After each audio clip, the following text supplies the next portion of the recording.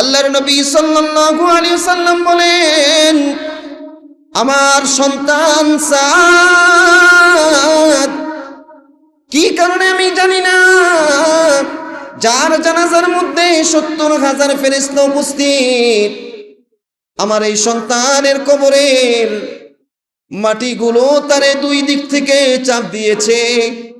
আমি নবী দেখতে পাই, সে অনেক বড় বুজুর্গ ব্যক্তি, তারে একটা নজর মৃত্যুর আগে আমি তারে দেখতে চাই, তার সাথে সাক্ষাৎ করতে চাই।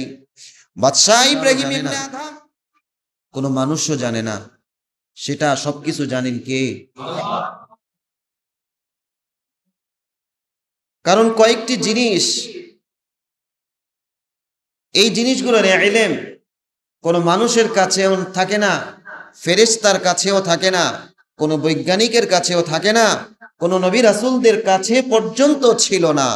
এই সমস্ত ইলমগুলো আল্লাহ রাব্বুল আলামিন বান্দার হাতে ছাড়েননি, বরং তিনি নিজের কাছে রেখেছেন। ইন্নাল্লাহা ইনদাহু ইলমুস সাআহ, কিয়ামত কবে হবে, কখন হবে, কোন সময় হবে, কোন টাইমে হবে, সেটা আমরা কেউ জানি না, সেটা জানেন কে? আল্লাহ। ওয়া ইউনাজ্জিলুল গায়থা ওয়া ইয়া'লামু মা ফিল আরহাম, মায়ের পেটের মধ্যে আল্লাহ রাব্বুল আলামিন সন্তান কি দান করবেন, ছেলে না মেয়ে, সেটা জানেন কে? আল্লাহ। ওয়া মা তাদরি নাফসুম মাযা তাকসিবু গাদা, আগামীকাল তুমি কি করবা, কি হবে তোমার সাথে, আগামীকাল তুমি কি খাবা, কতটুক খাবা, কতটুক কামাই করবা, কতটুক শ্বাস প্রশ্বাস নিতে পারবা, এটা আমরা কেউ বলতে পারবো না, কোনো সায়েন্টিস্ট বলতে পারবে না, কোনো ডাক্তার বলতে পারবে না, সেটা বলতে পারে একজন, তিনি কে?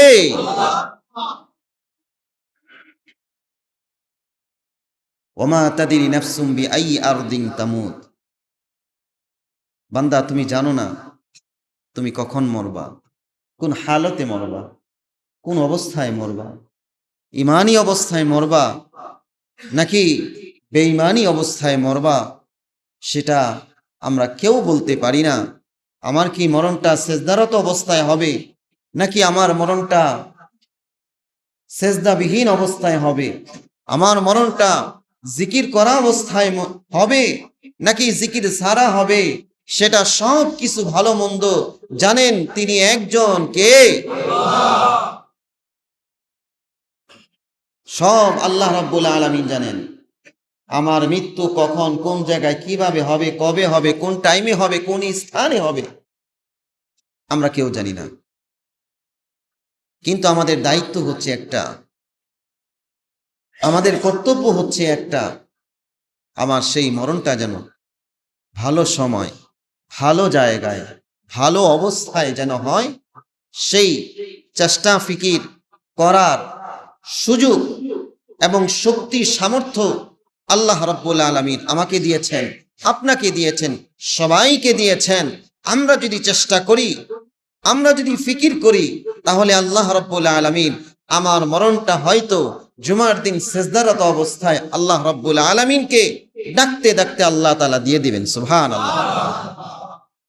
আরে এই যে কিছুদিন আগে একটা ভিডিও ভাইরাল হয়েছে, আপনারা অনেকেই জানেন, এক ওয়াইজিন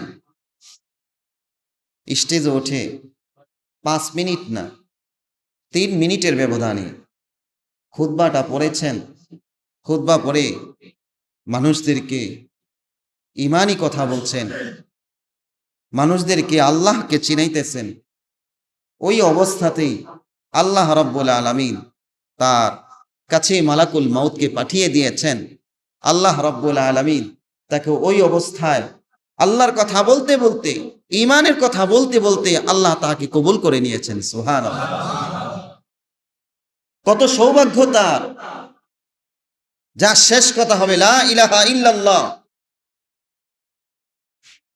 এই জন্য আল্লাহর রাসূল সাল্লাল্লাহু আলাইহি সাল্লাম বলেন, মান মাতা ওয়া হুয়া ইয়ালামু আন্নাহু লা ইলাহা ইল্লাল্লাহ দাখালাল জান্নাহ আল্লাহ রাসূল বলেন, যে ব্যক্তি মরে এবং সে মনে মনে এটা জানে যে আল্লাহ ছাড়া কোনো মাবুদ নাই, আল্লাহ ছাড়া কোনো উপাস্য নাই, সবকিছুর মালিক একজন, তিনি কে?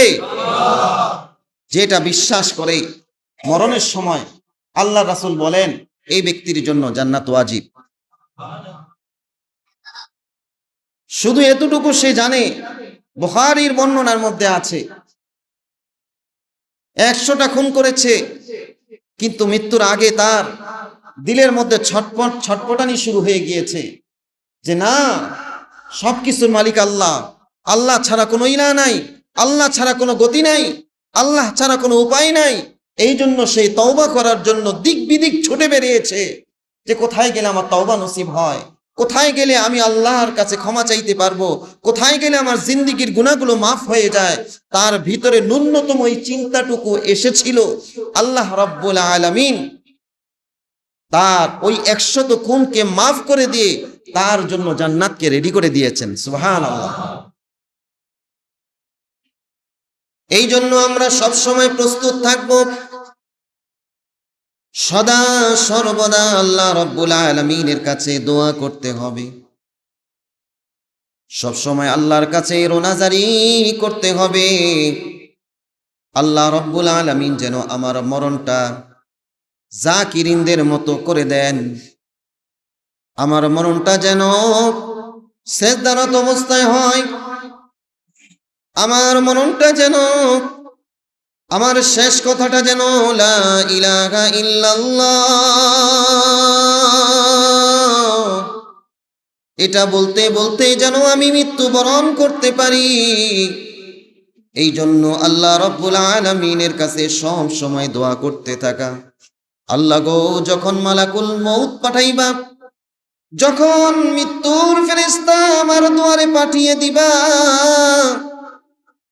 যখন আমার মরণ তুমি লিখে রেখেছো, আমার মরণটা যেন হয় সেজদারত অবস্থায়, আমার মরণটা যেন তোমার রাস্তায় জিহাদরত অবস্থায় হয়, আমার মরণটা যেন সুবহানাল্লাহ বলতে বলতে যেন হয়। এইভাবে আল্লাহ রাব্বুল আলামিনের কাছে দোয়া করা। কতদিন দোয়া করবেন, কতদিন আল্লাহকে ডাকবেন। আল্লাহ রাব্বুল আলামিন সূরা হিজরের শেষ আয়াতের মধ্যে সুন্দর করে বলেন, ওয়াবুদু রাব্বাকা হাত্তা ইয়াতিয়াকাল ইয়াকিন।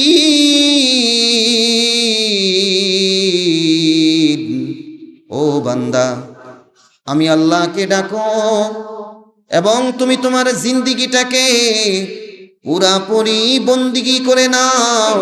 কতদিন করবা? যতদিন মউত তোমার কাছে না আসবে ততদিন তুমি তোমার জিন্দেগিটারে বন্দিগি বানাইয়া নাও। তাহলে তুমি মরার সাথে সাথে আমি আল্লাহ রাব্বুল আলামিন তোমার জন্য কবরটাকে জান্নাত বানিয়ে দেব। এই জন্য যে যেই অবস্থায় থাকে, ওই অবস্থায় যেই অবস্থার সাথে সম্পর্ক রাখে, যে জিকিরের সাথে সম্পর্ক রাখে, দেখবেন জিকির করতে করতে সে শেষ নিঃশ্বাস ত্যাগ করে। যে তাহাজ্জুদের সাথে সম্পর্ক রাখে, আল্লাহ রাব্বুল আলামিন তারে তাহাজ্জুদের সময় মরণ দেয়। যে নামাজের সাথে সম্পর্ক রাখে, ওই ব্যক্তিরে আল্লাহ তাআলা নামাজরত অবস্থায়, ঈমানি অবস্থায় তারে মরণ দেয়। আর যে গুনার সাথে সম্পর্ক রাখে, যে বেঈমানদের সাথে সম্পর্ক রাখে, যে নাস্তিকতা মনের মধ্যে লালন করে পালন করে, আল্লাহ রাব্বুল আলামিন তার মরণটাও নাস্তিক অবস্থায় দেয়, বেঈমান অবস্থায় দেয়। এই জন্য মুহতারাম হাজিরিন, মরণটা এত সহজ না। আমরা দুনিয়ার সব কিছু অস্বীকার করতে পারি, কিন্তু মরণটাকে আমরা অস্বীকার করতে পারি না। মরণকে কেউ অস্বীকারও করে না। আস্তিকও বিশ্বাস করে মরণ আছে, নাস্তিকও বিশ্বাস করে মরণ আছে, ঈমানদারও বিশ্বাস করে মরণ আছে, বেঈমানরাও বিশ্বাস করে মরণ আছে, কখন মরণ হবে, কখন মৃত্যু হবে, কখন মালাকুল মাউত আপনার সামনে এসে হাজির হবে, এটা কেউ জানে না। মরণ থেকে কেউ পলায়ন করতে পারে নাই। আল্লাহ তাআলার ওয়ার্ডার যখন হয়েছে তখন মরণ হয়েছে। আল্লাহ তাআলা কাউকে ছাড় দেয় নাই, নবীদেরকে পর্যন্ত ছাড় দেয় নাই। মূসা আলাইহিস সালাতু ওয়াস সালামের কাছে আজরাইল চলে আসছে। আল্লাহর পয়গম্বর মূসা, যিনি আল্লাহ তাআলার সাথে একমাত্র কথা বলেছেন সরাসরি, যিনি আল্লাহ তাআলার সাথে প্রটোকলের মাধ্যমে কথা বলেছেন, এমন কথা আল্লাহ রাব্বুল আলামিনের সাথে অন্যান্য নবীরা বলার সুযোগ পায় নাই। এই জন্য আল্লাহ তাআলা তার নাম রেখেছেন মূসা কালিমুল্লাহ। মূসা কালিমুল্লাহ, মূসারে বলা হয় আল্লাহর কালাম, আল্লাহর কথা। ওই মূসা আলাইহিস সালাতু ওয়াস সালামের কাছে আজরাইলকে পাঠিয়ে দিয়েছেন। তিনি তো একটু অন্যান্য নবীদের থেকে একটু আলাদা ছিলেন, তার তবিয়তটা একটু আলাদা ছিল। এই তবিয়ত যিনি দান করেছেন, এই মেজাজ যিনি দান করেছেন, তিনি কে? আল্লাহ। আরো জোরে কোন তিনি কে? আল্লাহ। আজরাইল আসছে, মালাকুল মাউত এসে মূসারে বলে সময় নাই, সময় নাই, যেতে হবে আল্লাহর কাছে। মূসা আলাইহিস সালাতু ওয়াস সালাম বলেন, আমি তো এত তাড়াতাড়ি যাব না, আর কিছুদিন থাকার ইচ্ছা করেছি। আজরাইল বলেন, আপনার তো সময় ফুরিয়ে গিয়েছে, এই দেখেন টাইম, সময় নাই, যাওয়ার জন্য প্রস্তুত হন। মূসা বলে যে যাব না। আজরাইল বলে চলেন। কথোপকথনের মাঝখান দিয়ে মূসা আলাইহিস সালাতু ওয়াস সালাম রাগ হয়ে থাপ্পড় দিয়ে পাঠিয়ে দিয়েছেন, যাও যাও, পরে আসবা, এখনো সময় আসে নাই, আমি এখন যেতে চাই না। আল্লাহর কাছে গিয়ে বলেন, আল্লাহ, আপনার পয়গম্বর, আপনার কালাম আমারে থাপ্পড় মারতে পাঠায়া দিছে, কি করতাম? আল্লাহ তাআলা বলেন, যাও মূসার কাছে গিয়ে বলবা, আমি আল্লাহর সাথে সে তো এতদিন কথা বলেছে, আমারে দেখে নাই, না দেখে আমার সাথে কথা বলেছেন। এখন গিয়ে বলবা আমি আল্লাহ তার সাথে সরাসরি কথা বলার জন্য অপেক্ষা করতেছি। এই কথা বলবা, দেখবা মূসা মরার জন্য প্রস্তুত হয়ে গেছে। গোটা মাখলুকের রাজত্ব করেছিলেন একজন নবী, হযরতে সুলাইমান নবী আলাইহিস সালাতু ওয়াস সালাম। তার কাছেও মালাকুল মাউত চলে আসছে। এমন একটা সময় মালাকুল মাউত চলে আসছে যখন সে দুনিয়ার মধ্যে সব থেকে শ্রেষ্ঠ ঘর, শ্রেষ্ঠ বাড়ি, আল্লাহ রাব্বুল আলামিনের ঘর নির্মাণ কাজে ব্যস্ত ছিলেন। মালাকুল মাউত চলে আসছে, বলতেছে, ও সুলাইমান নবী, টাইম শেষ হয়ে গেছে, চলে যেতে হবে। আল্লাহ রাব্বুল আলামিন আপনাকে ডাক দিয়েছেন।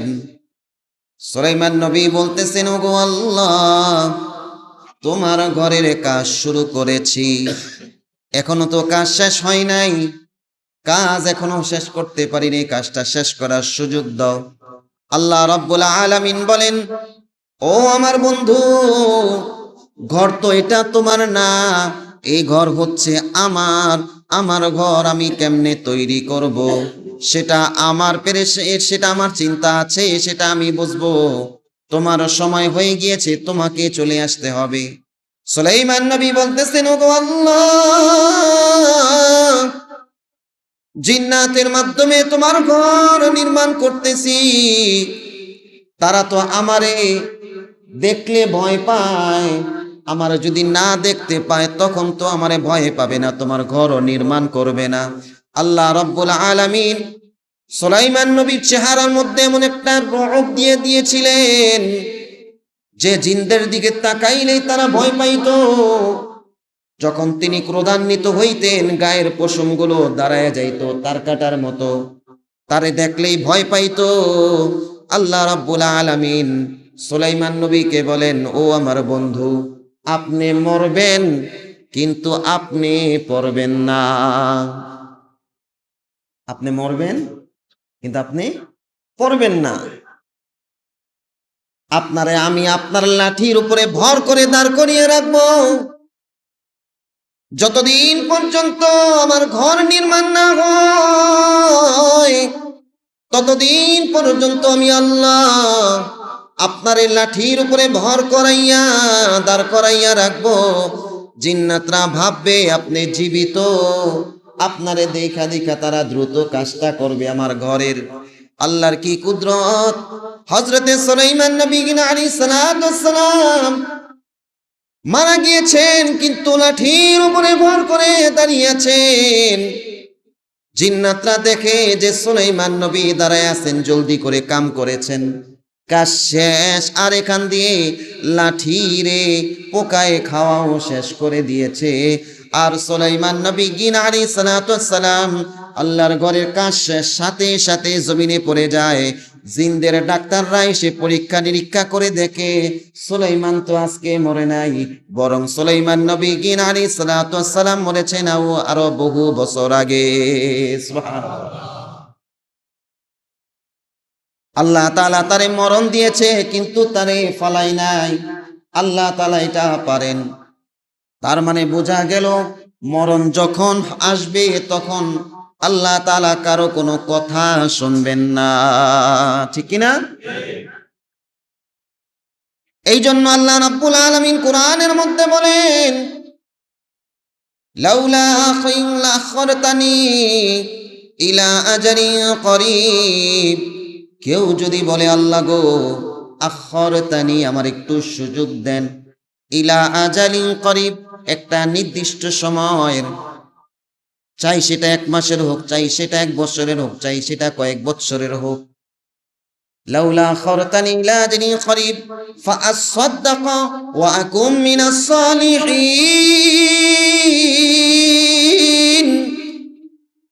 কেউ যদি আল্লাহ তাআলার কাছে বলে, আল্লাহ এখন আপনারে আমি বিশ্বাস করি, আপনারে এখন মানি, আমি ওয়াদা করতেছি সদা সর্বদা সব জায়গায় আমি আপনারে মানব এবং আমি নেককারদের অন্তর্ভুক্ত হয়ে যাব, আমারে একটু সময় দেন।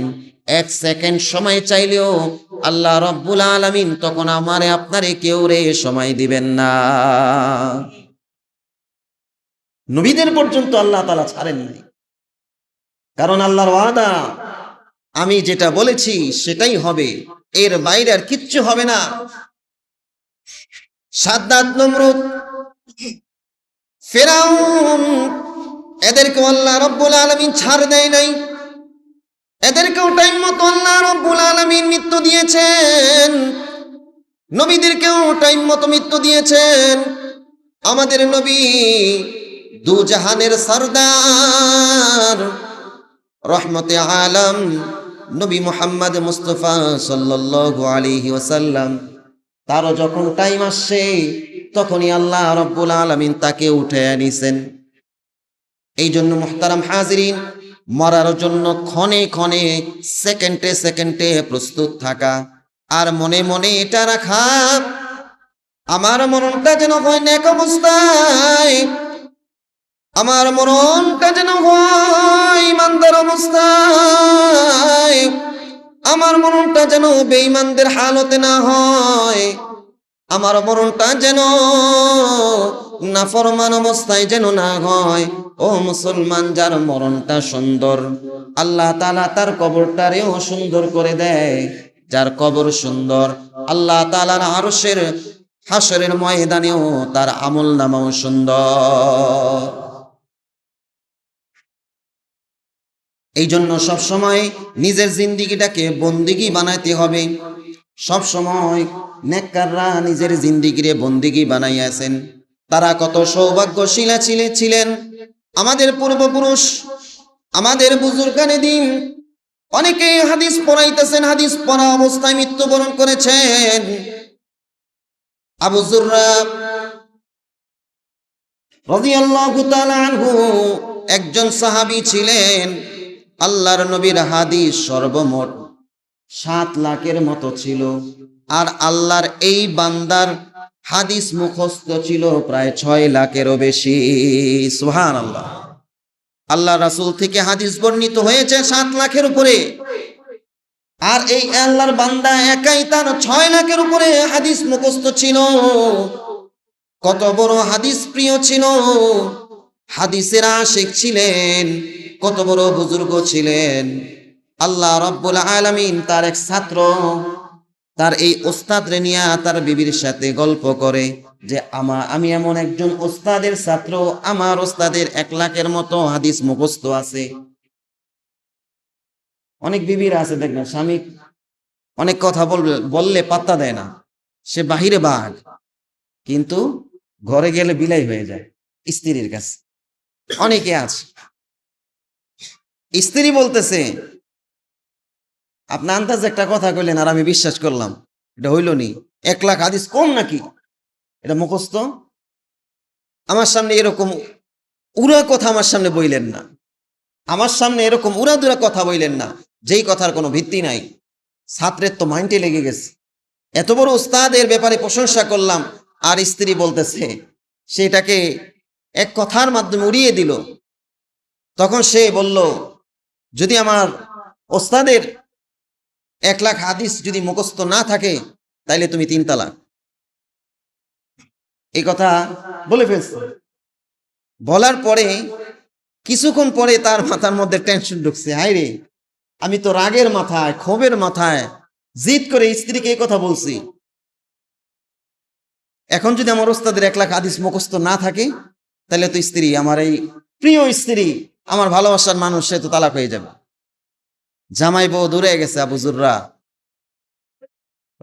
রাদিয়াল্লাহু তাআলা আনহুর কাছে। যাওয়ার পর গিয়ে বলতেছে, আমরা তো জামাই বউ এরকম এরকম ঘটনা ঘটছে, একটা কাজ ঘটায় ফেলছি, এখন আপনার কাছে আসছি, বলেন সমাধান দেন, আমার স্ত্রী আছে না গেছে। আবু যুররা রাদিয়াল্লাহু তাআলা আনহু বলতেছে, কোনো সমস্যা নাই, তুমি তো বলেছো 1 লাখ হাদিস মুখস্থ কিনা, আল্লাহর রহমতে, আল্লাহর ফজলে আমার সিনার মধ্যে তোমরা যেরকম ভাবে সূরা ইখলাস মুখস্থ জানো, অত সহজে আমার সিনার মধ্যেও আল্লাহ রাব্বুল আলামিন নবীর হাদিস 6 লাখ মুখস্থ ঢুকাইয়া দিছে। 6 লাখ হাদিস আমার মুখস্থ। আল্লাহর এই বান্দার যখন মউত চলে আসে, মালাকুল মউত যখন তার দুয়ারে চলে আসে, তখন তিনি ছাত্রদেরকে দরস দিতেছিলেন, হাদিসের দরস দিতেছেন। এমন অবস্থায় তার কাছে মালাকুল মউত চলে আসে। ছাত্ররা বুঝতে পেরেছে যে উস্তাদের কাছে সাকরাতুল মাউত, মালাকুল মউত চলে আসছে। এই বুঝি উস্তাদজি এখনই শেষ নিঃশ্বাস ত্যাগ করবে। এই জন্য ছাত্ররা উস্তাদের সামনে নবীর হাদিস পড়তেছে, নবীর হাদিস তেলাওয়াত করতেছে। একটু পরে আবু যুররা রাহমাতুল্লাহি আলাইহি ছাত্রদেরকে ধমক দিয়ে বললেন, তোমরা চুপ করো, তোমরা কেন হাদিস পড়বা, হাদিস তো পড়বো আমি। তখন তিনি এই হাদিস খানা পড়েন, মান মাতা ওয়া হুয়া ইয়ালামু আন্নাহু লা ইলাহা ইল্লাল্লাহ, মান মাতা ওয়া হুয়া ইয়ালামু আন্নাহু লা ইলাহা ইল্লাল্লাহ। এতটুক যখন বলছে, আর একটা মুস্কি হাসি দিয়েছে। এই মুস্কি হাসির মাধ্যমে আল্লাহ রাব্বুল আলামিন আবু যুররা রাহমাতুল্লাহি আলাইহি জীবনের শেষ নিঃশ্বাসকে বন্ধ করে দিয়েছেন। সুবহানাল্লাহ। ও মুসলমান, এটা কখন হয়েছে? যখন আল্লাহর এই বান্দা হাদিসের উপরে আমল করেছে, হাদিসকে ভালোবেসেছে। এই জন্য আমি বলি, আল্লাহর এই বান্দা হাদিসকে বন্ধু বানিয়েছে, হাদিসকে তার সঙ্গী বানিয়েছে, হাদিসকে মহব্বতের পাত্র বানিয়েছে, নবীর আদর্শকে মহব্বতের পাত্র বানিয়েছে। কোন মরি ঠিক নাই, সব সময় আল্লাহ তাআলার ইবাদতের মধ্যে মশগুল থাকা, হাঁটতেছেন, ওই সময় জবানে জারি রাখা একজনের জিকির, তিনি কে? শুয়ে আছেন, শোয়ার মধ্যে তো আল্লাহর অনেক বান্দা হার্ট অ্যাটাক করে মারা যায়। হাঁটা অবস্থায় অনেক সময় হার্ট অ্যাটাক করে মারা যায়।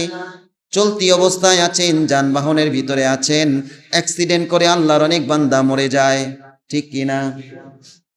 এই জন্য সবসময় মৃত্যুর প্রস্তুতি গ্রহণ করে রাখা।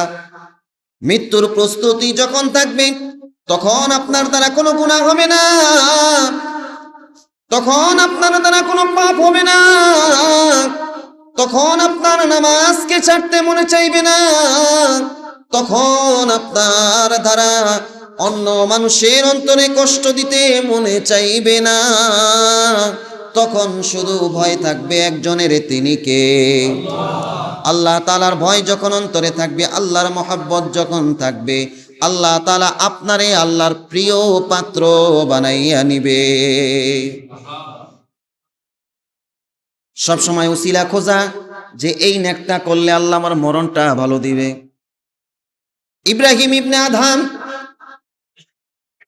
বাদশাহ ছিলেন, আল্লাহর এই বান্দা সফরে বের হলেন, এক গ্রামের মধ্যে গিয়ে রাত্রে অবস্থান করলেন। গিয়ে দেখেন ফজরের আগ দিয়ে মসজিদে ঢুকবেন, দেখে আল্লাহর এক বান্দা আল্লাহর ঘরের মুসল্লিদের জন্য বদনার মধ্যে পানি রেডি করতেছে। বাদশাহ ইব্রাহিম ইবনে আদহাম রহমাতুল্লাহি আলাইহি ওই লোকটারে ডাক দিয়ে বলেন, ওগো আল্লাহর বান্দা, তুমি কি এই কাজটা টাকার জন্য করো কি না? আল্লাহর ওই বান্দা বলেন, ওগো আগন্তুক, না না না, আমি এই কাজটা টাকার জন্য করি না, কোনো বিনিময়ের জন্য করি না, আমি এই কাজটা করি একজনের জন্য, তিনি কে? এই যে আমি মানুষের জন্য ওযুর পানির ব্যবস্থা করে দিতেছি, মুসল্লিদের জন্য আমি ওযুর পানির ব্যবস্থা করে দিতেছি, একটাই উদ্দেশ্য, মালিককে খুশি করা, মালিককে রাজি করা। আমার মালিক যদি এই কাজের বিনিময় খুশি হয়ে যায়, তাহলে আমার মরণটা সুন্দর হয়ে যাবে, আমার মরণটা মালিকরে ডাকতে ডাকতে হবে। বাদশাহ ইব্রাহিম ইবনে আদহাম রহমাতুল্লাহি আলাইহি খুশি হয়ে গেলেন। খুশি হয়ে আল্লাহর ওই বান্দারে বলেন, আমি তোমার এই কথার সাথে, তোমার কথা শুনে খুশি হইলাম, আমার মনটা ভরে গেল। তোমার কি চাওয়ার তুমি আমার কাছে চাইতে পারো, আমি তোমারে দিয়ে দেব। তখন আল্লাহর এই বান্দা বলেন, ওগো আগন্তুক, আমি আপনার কাছে কিছু চাই না, বরং আমি চাই আমার মালিকের কাছে। আমার ভিতরে দুইটা খায়েশাত রয়েছে, দুইটা আশা রয়েছে। মালিকের কাছে সব সময় আমি কামনা করি যেন মৃত্যুর আগে আমার মালিক আমার এই দুইটা আশা পূরণ করে দেয়। একটা আশা হলো, আমি শুনেছি জমানার বাদশাহ ইব্রাহিম ইবনে আদহাম, তার অনেক প্রশংসা শুনেছি, সে অনেক বড় বুজুর্গ ব্যক্তি। তারে একটা নজর মৃত্যুর আগে আমি তারে দেখতে চাই, তার সাথে সাক্ষাৎ করতে চাই। বাদশাহ ইব্রাহিম ইবনে আদহাম রহমাতুল্লাহি আলাইহি সাথে সাথে আসমানের দিকে তাকাইলেন আর বলতেছেন, মালিক রে, ওগো মালিক, এই জন্যই কিনা তুমি আমার এই গ্রামের মধ্যে নিয়ে আসছো, তোমার এই পেয়ারার সাথে সাক্ষাৎ করার জন্য। বাদশাহ ইব্রাহিম ইবনে আদহাম রহমাতুল্লাহি আলাইহি বলতেছে, ওরে আল্লাহর বান্দা, ওরে আল্লাহর গোলাম, তোমার বাদশাহ ইব্রাহিম ইবনে আদহামের সাথে সাক্ষাতের যেই মনস্থ ছিল, আল্লাহ তাআলা কবুল করে নিয়েছেন। তারে কোলে জড়াইয়া নিয়ে বলতেছেন, আমি গোলাম ইব্রাহিম ইবনে আদহাম, তোমার এই দোয়া আল্লাহ তাআলা কবুল করেছেন। আল্লাহর ওই বান্দা বাদশাহ ইব্রাহিম ইবনে আদহামকে বলেন, আল্লাহ যেহেতু আমার এই দোয়া কবুল করেছেন, আমার আরেকটা মনের নেক আশা আছে, আমি যখন মারা যাব, আমার জানাজাটা যেন এমন একজন নেককার মানুষ করায় বাদশাহ ইব্রাহিম ইবনে আদহামের মাধ্যমে যেন আমার জানাজাটা সম্পূর্ণ করায়। আল্লাহরে ডাক দিয়ে বলেন, ওগো আল্লাহ, প্রথম আশা পূরণ করেছো, দ্বিতীয় আশাটাও এখনই পূরণ করে দাও। এই কথা বলে আল্লাহ তাআলার কাছে বলেন, লা ইলাহা ইল্লাল্লাহ মুহাম্মাদুর রাসূলুল্লাহ। এই কথা বলার সাথে সাথে আল্লাহর এই বান্দা আল্লাহর ডাকে সাড়া দিয়ে চলে যায়। সুবহানাল্লাহ। এই জন্য নেক কাজ করবেন, উসিলা খুঁজবেন, আর সব সময় দোয়া করবেন আল্লাহর কাছে। আল্লাহর নবীর বড় একজন সাহাবী হযরতে সাদ রাদিয়াল্লাহু তাআলা আনহু, তিনি যখন মৃত্যুবরণ করেন, তিনি যখন দুনিয়ার সফরকে শেষ করেন, আল্লাহর নবী সাল্লাল্লাহু আলাইহি ওয়াসাল্লাম তার উপরে এত খুশি ছিলেন, এত সন্তুষ্ট ছিলেন, আল্লাহর নবী সাল্লাল্লাহু আলাইহি ওয়াসাল্লাম স্বয়ং তার জানাজা পড়ানোর জন্য নিজে ইমামতি করে তার জানাজা পড়াবেন এই জন্য চলে আসছেন। আরো মজার ব্যাপার হচ্ছে, রহমতে আলম যখন তার এই সাহাবীর জানাজা পড়ায়, আসমান থেকে রহমতের ৭০,০০০ ফেরেশতা আল্লাহর এই বান্দার জানাজায় শরীক হয়ে যায়। রহমতে আলম তার এই সাহাবীর জানাজা শেষ করার পরে তারে যখন দাফন করবে, কবরের মধ্যে রাখবে, আল্লাহর নবী কবরের পাশ থেকে সরে না। তারে দাফন করলেন, নিজে দাঁড়িয়ে থেকে কবরের মধ্যে শোয়াইলেন। কবরের মধ্যে শোয়ানোর পরে নবী কবরের সামনে থেকে যায় না, কবরের সামনে থেকে সরে না, দাঁড়াইয়া আছেন, যায় না। সাহাবীরাও তার পিছনে দাঁড়িয়ে আছেন, কেউ লড়ে না। একটু পরে আল্লাহর নবী চিৎকার করে বললেন, সুবহানাল্লাহ। আবার চিৎকার করে বললেন, আলহামদুলিল্লাহ। আবার চিৎকার করে বললেন, লা ইলাহা ইল্লাল্লাহ। এই কথা বলার পরে সাহাবায়ে কেরাম আল্লাহর নবীরে জিজ্ঞাসা করেন, ওগো রহমতে আলম, আপনি কবরের সামনে দাঁড়াইয়া আছেন, খামোশ হয়ে দাঁড়িয়েছিলেন, একটু পরে আপনি জিকির করলেন, তাসবিহ পড়লেন, কেন করলেন গো রহমতে আলম? আল্লাহর নবী সাল্লাল্লাহু আলাইহি ওয়াসাল্লাম বলেন, আমার সন্তান সাদ, কি কারণে আমি জানি না, যার জানাজার মধ্যে ৭০,০০০ ফেরেশতা উপস্থিত, আমার এই সন্তানের কবরের মাটিগুলো তারে দুই দিক থেকে চাপ দিয়েছে। আমি নবী দেখতে পারলাম আমার এই সন্তানরে মাটি চাপ দিতেছে। এই জন্য আমি সাথে সাথে আল্লাহ তাআলার তাসবিহ পড়া শুরু করেছি। মাটি বড় খারাপ, আমার এই সন্তানরে চাপ দিতেছে। আল্লাহ তাআলা আমার এই ডাক শুনে আরশে মহল্লা থেকে ডাক দিয়েছেন, মাটিরে, ও মাটি, এখানে আমার বন্ধুর পেয়ারারে শোয়াইছি, সাবধান সাবধান, আমার বন্ধুর পেয়ারারে তুই চাপ দিস না। এই জন্য আমি চিৎকার করে বলেছি সুবহানাল্লাহ।